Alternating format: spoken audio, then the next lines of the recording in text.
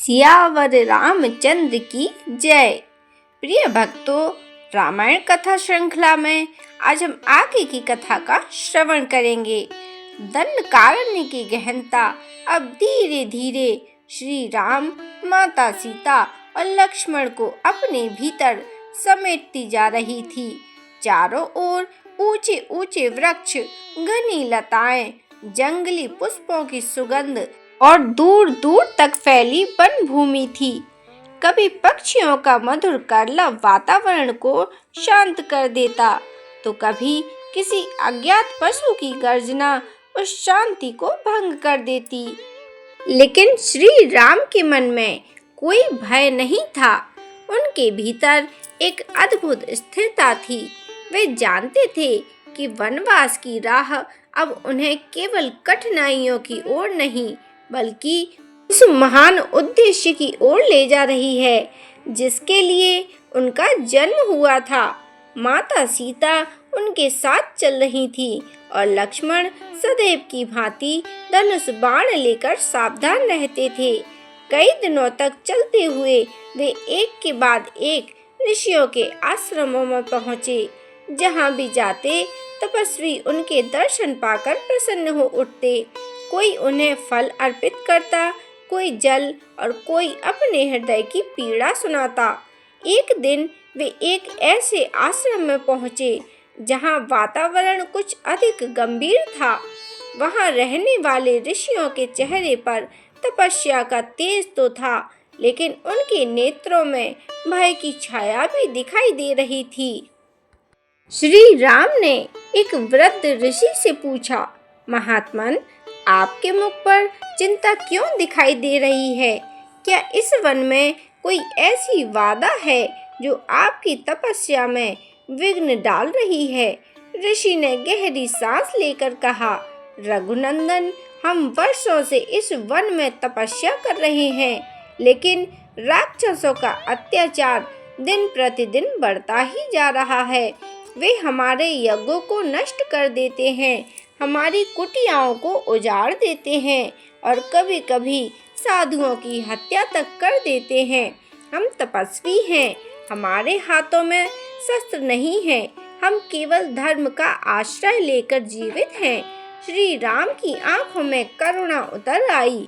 उन्होंने दृढ़ स्वर में कहा, महर्षि, जब तक मैं इस वन में हूँ, आप भय मुक्त होकर तपस्या कीजिए। धर्म की रक्षा करना क्षत्रिय का कर्तव्य है। आपके यज्ञ की अग्नि को कोई अधर्मी बुझा ना सके, इसका ध्यान रखना मेरा धर्म है।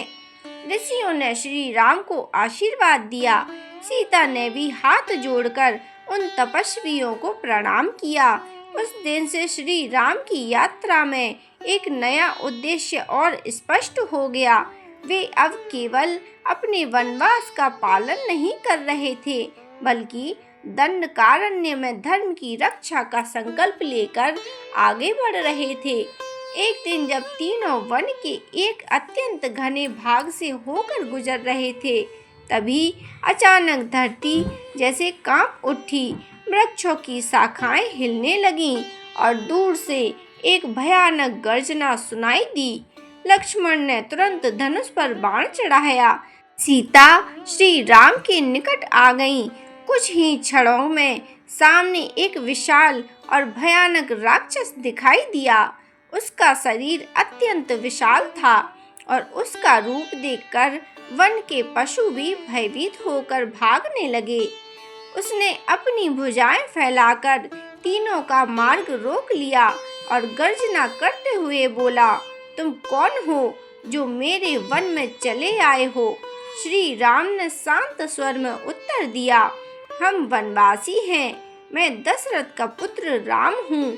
यह मेरे छोटे भाई लक्ष्मण हैं और ये मेरी पत्नी सीता है। हम धर्म का पालन करते हुए वन में विचरण कर रहे हैं। राक्षस ने उपहास करते हुए कहा, दशरथ का पुत्र, तो तुम वही राम हो जिसने राज्य छोड़कर वनवास स्वीकार किया है। श्री राम ने उसकी बात का उत्तर नहीं दिया। राक्षस ने अचानक सीता की ओर हाथ बढ़ाया। लक्ष्मण क्रोधित हो उठे और अपना धनुष खींच लिया, लेकिन श्री राम ने उन्हें संकेत से रोक दिया। उन्होंने राक्षस से कहा, नारी पर हाथ उठाना वीरता नहीं, अधर्म है। यदि तुम्हें अपने जीवन की चिंता है तो यहाँ से चले जाओ। लेकिन राक्षस ने श्री राम की बात नहीं मानी। वह और अधिक उग्र होकर सीता की ओर बढ़ा। तब श्री राम ने अपना धनुष उठाया। कुछ ही क्षणों में संघर्ष आरंभ हो गया। राक्षस की शक्ति अत्यंत प्रबल थी, लेकिन श्री राम और लक्ष्मण के सामने उसका बल टिक नहीं सका। अंततः उसका अहंकार समाप्त हुआ और वन फिर से शांत हो गया। सीता ने श्री राम की ओर देखा। उनके मुख पर चिंता थी, लेकिन श्री राम ने उन्हें आश्वस्त करते हुए कहा, सीते, भय मत करो। जब तक मैं और लक्ष्मण तुम्हारे साथ हैं, तुम्हें कोई कष्ट नहीं पहुंचा सकता। आगे बढ़ते हुए तीनों ने अनेक आश्रमों में ऋषियों से भेंट की। कहीं वे महान तपस्वियों का आशीर्वाद लेते तो कहीं उनकी रक्षा का आश्वासन देते। धीरे धीरे श्री राम की ख्याति पूरे दंडकारण्य में फैलने लगी। वनवासी उन्हें अपना रक्षक मानने लगे। जहाँ कहीं कोई पीड़ित होता, वह आशा से श्री राम की ओर देखता। एक दिन एक महर्षि ने श्री राम से कहा, रघुनंदन, आपके आने से इस वन में आशा का दीप जला है। वर्षों से हम अधर्म की छाया में जी रहे थे। अब हमें लगता है कि धर्म की विजय अवश्य होगी। श्री राम ने विनम्र होकर कहा, महात्मन, विजय मेरी नहीं, धर्म की होगी। मैं तो केवल उसका साधन हूँ। सीता ने यह बात सुनी तो उनके हृदय में श्री राम के प्रति सम्मान और भी बढ़ गया। उन्हें पता था कि उनके पति के लिए शक्ति का अर्थ अहंकार नहीं, बल्कि दूसरों की रक्षा था। कुछ समय बाद वे एक अत्यंत सुंदर वन प्रदेश में पहुंचे। वहां की प्रकृति शांत थी। मंद पवन बह रही थी। पेड़ों पर फल लगे थे और पास ही एक निर्मल जल धारा बह रही थी। सीता ने कहा, नाथ, यह स्थान कितना सुंदर है। ऐसा लगता है जैसे वन स्वयं हमें विश्राम के लिए बुला रहा हो। श्री राम मुस्कुराए और बोले, सीते, प्रकृति में जहाँ भी शांति मिले वहाँ कुछ समय रुकना चाहिए, लेकिन हमारी यात्रा अभी लंबी है। लक्ष्मण ने आसपास देखकर कहा, भैया, आगे का मार्ग सुरक्षित दिखाई देता है। यदि आप चाहें तो कुछ समय यहाँ विश्राम कर सकते हैं। तीनों ने वहीं कुछ समय बिताया। वनवास के दिनों में ऐसे छोटे छोटे क्षण ही उनके लिए आनंद के कारण बनते थे। सीता वन के पुष्पों को देखकर प्रसन्न होती। श्री राम उन्हें विभिन्न वृक्षों और पक्षियों के बारे में बताते और लक्ष्मण उनके लिए फल और जल की व्यवस्था करते। लेकिन दंडकारण्य की शांति के भीतर एक अदृश्य अशांति भी पल रही थी। राक्षसों का प्रभाव दूर दूर तक था और उनके अत्याचार की कथाएं लगातार श्री राम के कानों तक पहुंच रही थी। श्री राम ने निश्चय किया कि वे वन के भीतर स्थित प्रत्येक आश्रम तक पहुंचेंगे और ऋषियों को भय से मुक्त करेंगे। इसी उद्देश्य से वे आगे बढ़ते रहे। एक दिन उन्हें एक वृद्ध तपस्विनी का आश्रम मिला। वह तपस्विनी वर्षों से श्री राम की प्रतीक्षा कर रही थी। साधारण कुटिया में रहती थी माता सबरी। उनके पास न धन था, न राजसी वैभव और न ही कोई बड़ी पहचान, लेकिन उनके हृदय में अपने प्रभु श्री राम के लिए ऐसी अटूट भक्ति थी जिसकी तुलना संसार के किसी वैभव से नहीं की जा सकती। सबरी का जीवन कठिन परिस्थितियों में बीता था। वे वनवासी समुदाय से थीं और बचपन से ही उनके मन में जीव जंतुओं तथा प्राणियों के प्रति करुणा थी। एक बार उनके विवाह के अवसर पर बड़ी संख्या में पशुओं की बलि देने की तैयारी की गई। यह देखकर शबरी का कोमल हृदय कांप उठा। उन्होंने सोचा, मेरे विवाह के कारण यदि किसी निर्दोष जीव का प्राण जाएगा तो ऐसा जीवन मेरे किस काम का। उसी रात वे चुपचाप अपने घर से निकल पड़ी और वन की ओर चल दी। भटकते भटकते वे महान तपस्वी मतंग ऋषि के आश्रम में पहुंची। सबरी ने दूर से ही आश्रम को देखा तो उनके मन में शांति का अनुभव हुआ। उन्होंने ऋषि के शिष्यों से विनम्रता पूर्वक आश्रम में रहने की अनुमति मांगी। प्रारंभ में उन्हें देखकर कुछ लोगों ने संकोच किया, लेकिन उनकी सरलता, सेवा भाव और निर्मल हृदय को देखकर मतंग ऋषि ने उन्हें अपने आश्रम में रहने की अनुमति दे दी। उस दिन से सबरी का जीवन बदल गया। वे प्रातःकाल सूर्योदय से पहले उठती, आश्रम की सफाई करती, मार्ग से कांटे और पत्थर हटाती, ऋषियों के लिए जल लाती और आश्रम के सभी कार्य पूरे मन से करती। वे कभी अपने लिए कुछ नहीं मांगती थी। उनका एक ही उद्देश्य था, गुरु की सेवा। समय बीतता गया। सबरी की भक्ति देखकर मतंग ऋषि अत्यंत प्रसन्न रहते थे। जब उनका शरीर वृद्ध होने लगा और उन्हें लगा कि अब उनके जीवन की अंतिम बेला निकट है, तब उन्होंने सबरी से कहा, बेटी, तुमने मेरी और आश्रम की जिस निष्ठा से सेवा की है वह दुर्लभ है। अब तुम्हें मेरे जाने का दुख नहीं करना।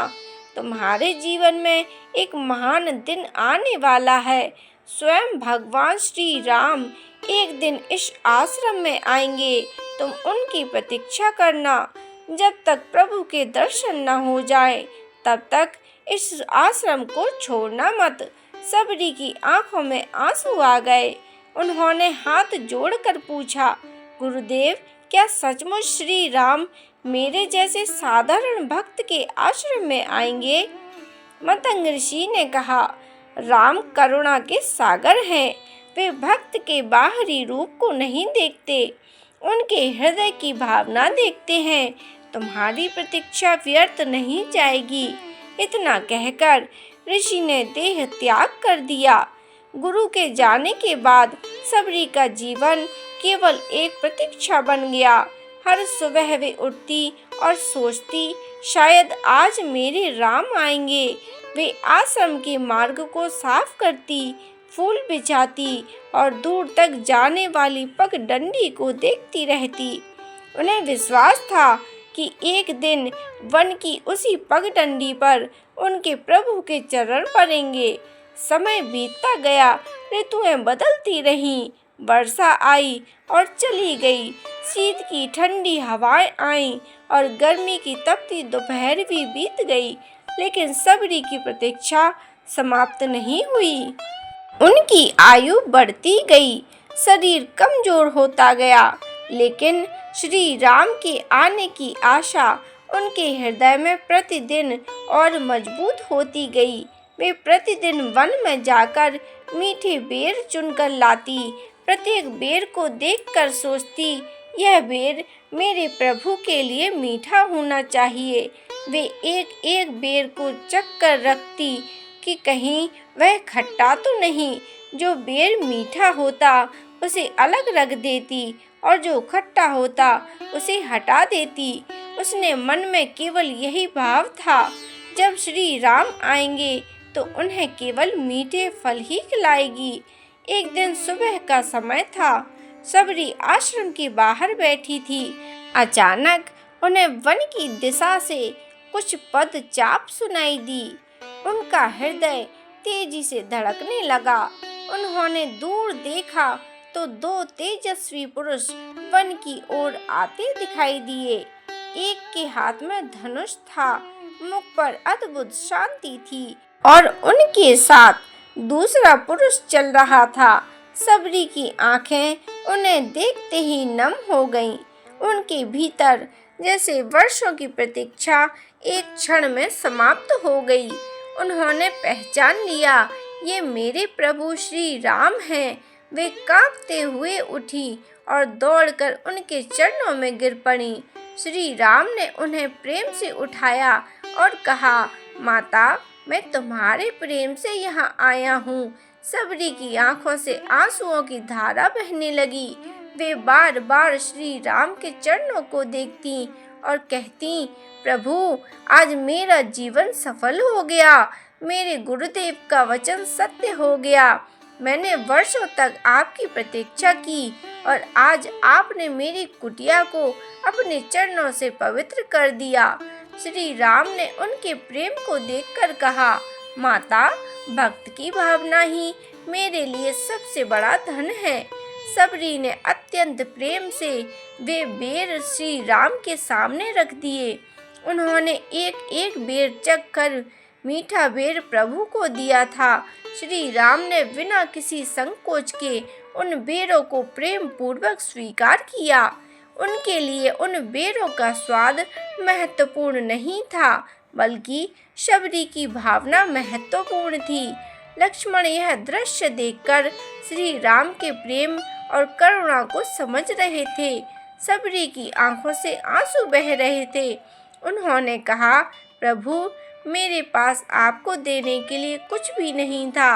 न स्वर्ण है, न रत्न है, न कोई राजसी भेंट। मेरे पास केवल ये बेर हैं और मेरा प्रेम था। श्री राम ने कहा, माता, संसार की सबसे मूल्यवान वस्तु प्रेम है। जिस भेंट में निष्कपट भक्ति हो, वह मेरे लिए अमूल्य है। इसके बाद श्री राम ने सबरी से उनके गुरु और आश्रम के विषय में पूछा। सबरी ने मतंग ऋषि की स्मृति में आंखें बंद कर ली और कहा, प्रभु, मेरे गुरुदेव ने कहा था कि एक दिन आप यहाँ आएंगे। आज आपकी कृपा से उनका वचन पूर्ण हुआ। अब मेरे जीवन में पाने के लिए कुछ शेष नहीं रहा। श्री राम ने उन्हें भक्ति का मार्ग समझाया और उनकी श्रद्धा की प्रशंसा की। सबरी ने प्रभु के चरणों में सिर रख दिया। उनके चेहरे पर अद्भुत शांति थी। वर्षों की प्रतीक्षा आज पूर्ण हो चुकी थी। उन्होंने श्री राम का स्मरण करते हुए अपना जीवन प्रभु को समर्पित कर दिया। जैसे ही उसने श्री राम को देखा, उसकी आंखों से आंसू बहने लगे। उसने कहा, प्रभु, मेरे जीवन की साधना आज पूर्ण हो गई। मुझे विश्वास था कि एक दिन आप मेरे आश्रम में अवश्य आएंगे। श्री राम ने उनके चरणों में प्रणाम किया। तपस्वी ने उन्हें प्रेम से फल अर्पित किए। श्री राम ने बिना किसी भेदभाव के उन फलों को स्वीकार किया। सीता और लक्ष्मण भी उस प्रेम को देखकर भाव विह्वल हो उठे। उस आश्रम में कुछ समय बिताने के बाद श्री राम ने आगे की यात्रा आरंभ की। मार्ग में चलते हुए उन्होंने सीता से कहा, सीते, इस वन ने हमें बहुत कुछ सिखाया है। राजमहल में मनुष्य को अपने चारों ओर की दुनिया का पूरा सत्य दिखाई नहीं देता। यहाँ आकर हमें पता चलता है कि कितने लोग ऐसे हैं जो बिना किसी स्वार्थ के धर्म का पालन कर रहे हैं और कितने लोग भय में जीवन बिता रहे हैं। सीता ने कहा, नाथ, शायद यही इस वनवास का उद्देश्य भी है। आपने अपना राज्य छोड़ा, लेकिन इस यात्रा ने आपको उन लोगों के और निकट ला दिया जिन्हें आपके संरक्षण की आवश्यकता है। श्री राम ने उनकी ओर देखकर कहा, तुमने सही कहा सीते। कभी कभी जीवन हमें जिस मार्ग पर भेजता है, उसका कारण हमें तुरंत समझ नहीं आता, लेकिन समय आने पर वही मार्ग हमारे जीवन का सबसे बड़ा उद्देश्य बन जाता है। दंडकारण्य की यात्रा अब और गहरी होती जा रही थी। एक ओर श्री राम का धर्म संकल्प मजबूत हो रहा था, दूसरी ओर वन की परिस्थितियां उन्हें धीरे धीरे उन घटनाओं की ओर ले जा रही थीं जिनका प्रभाव आगे चलकर संपूर्ण संसार पर पड़ने वाला था। कुछ समय बाद श्री राम ने निर्णय किया कि अब उन्हें दंडकारण्य से आगे बढ़ते हुए एक ऐसे स्थान की खोज करनी चाहिए जहां वे कुछ समय स्थिर होकर रह सके। ऋषियों ने उन्हें एक सुंदर वन प्रदेश के बारे में बताया था जहां गोदावरी नदी के निकट प्रकृति अत्यंत मनोहर थी। उस स्थान का नाम था पंचवटी। श्री राम ने लक्ष्मण से कहा, लक्ष्मण, हमें अब गोदावरी के तट के निकट जाना चाहिए। यदि वहां उचित स्थान मिला तो हम अपनी पर्णकुटी बनाकर कुछ समय निवास करेंगे। लक्ष्मण के चेहरे पर प्रसन्नता आ गई। उन्होंने कहा, भैया, जहां आप और माता सीता रहेंगे वही मेरे लिए सबसे सुंदर स्थान है। मैं आपके लिए ऐसी कुटिया बनाऊंगा जिसमें आपको किसी प्रकार की कठिनाई ना हो। सीता भी यह सुनकर प्रसन्न हुई। उन्हें वन में एक स्थान मिलने की आशा हुई। तीनों पंचवटी की ओर बढ़ चले। मार्ग में प्रकृति धीरे धीरे बदलने लगी। वन में गोदावरी की धारा की मधुर ध्वनि सुनाई देने लगी। पक्षियों का कलरव बढ़ गया और वातावरण में एक अलग ही शांति दिखाई देने लगी। एक दिन सूर्य अस्त होने से कुछ समय पहले वे एक ऊंचे वृक्ष के नीचे पहुंचे। वहां से दूर तक फैला वन और नदी की चमक दिखाई दे रही थी। श्री राम कुछ देर उस दृश्य को देखते रहे।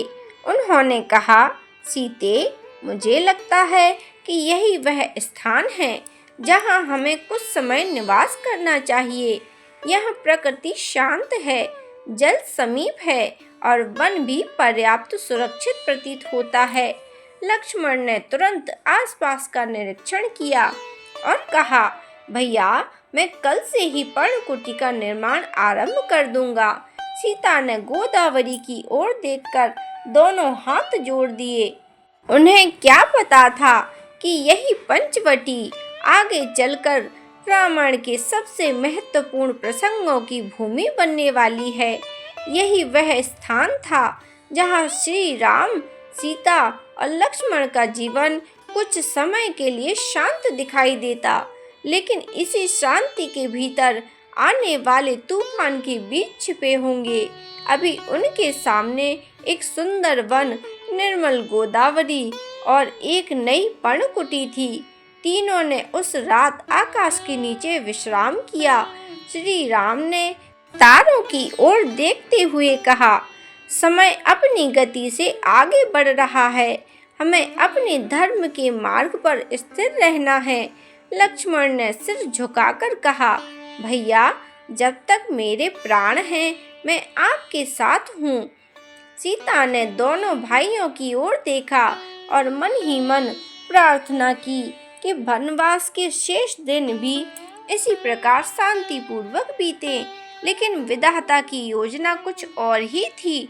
दंडकारण्य की यात्रा उन्हें पंचवटी तक ले आई थी और अब रामायण की कथा एक ऐसे मोड़ पर पहुंचने वाली थी जहां एक अनजान आगंतुक का आगमन तीनों के शांत जीवन में हलचल पैदा करने वाला था। पंचवटी में पर्णकुटी बनेगी। गोदावरी के तट पर श्री राम का जीवन आगे बढ़ेगा और शीघ्र ही वन की नीवरता को एक ऐसी घटना भंग करेगी जिसकी गूंज आगे चलकर लंका तक सुनाई देगी। अभी श्री राम उस आने वाले समय से अनजान थे, लेकिन धर्म की वह महान यात्रा अपने अगले अध्याय की ओर बढ़ चुकी थी। बोलो सियावर रामचंद्र की जय।